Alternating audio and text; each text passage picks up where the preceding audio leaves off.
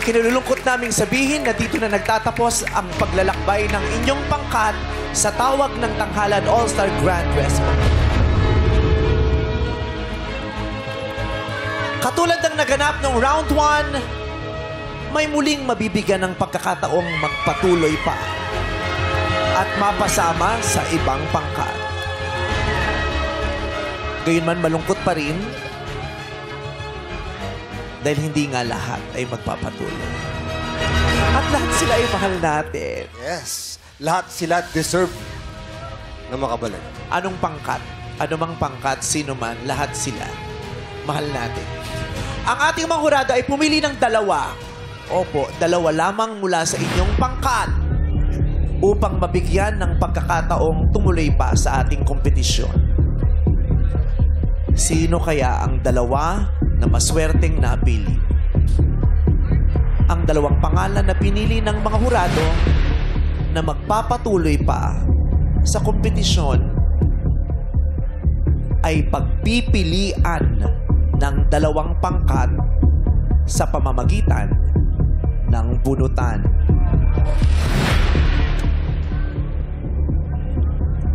Ang mabubunot ng pangkat ay kanilang magiging bagong miyembro. Okay? Ang dalawa ay pinili ng mga hurado at ang mga pangkat naman ang magbubunutan kung sino ang mapapabilang sa kanilang pangkat. Kaya naman, pangkat Alab at pangkat Agimat. Pangkat Alab ay si H ang bubunot. Sa pangkat Agimat naman ay si Marco. Bumunot na kayo.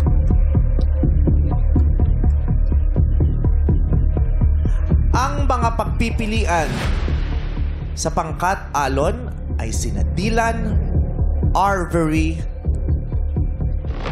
IG, Chinchin, Dior, Enzo, Eunice, John Cedric, Maki, Mary Cam, Maya, RG, at Shane.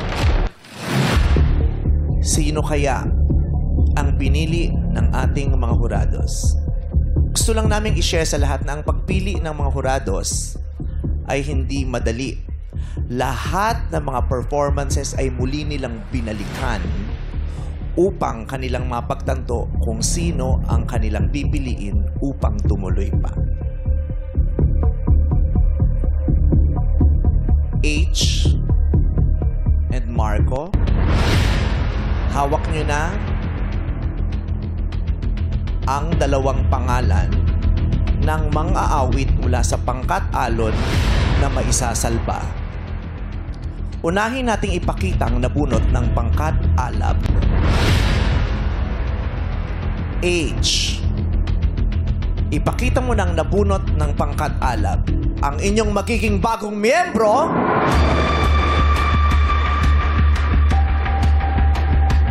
I see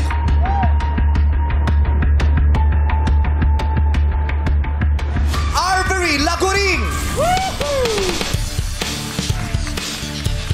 Si Arbery Laguring ay pinili pa rin ng mga hurado na magpatuloy at ikaw ang bagong miyembro ng pangkat Alab. Palakpakan natin si Arbery.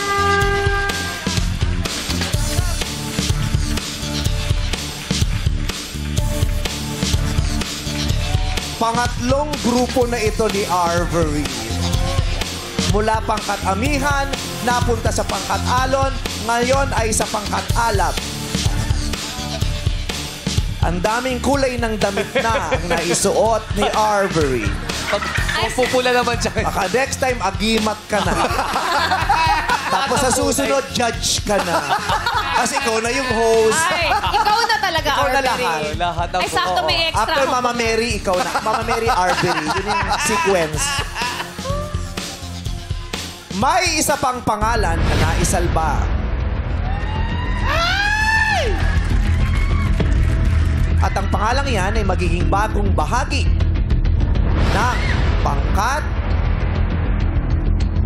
Agimat. Maya. Anong pangalan ang nakasulat sa papel na yan? Marco. Wala ka palang hawak, Maya. Pasensya. Nakatingin kasi siya.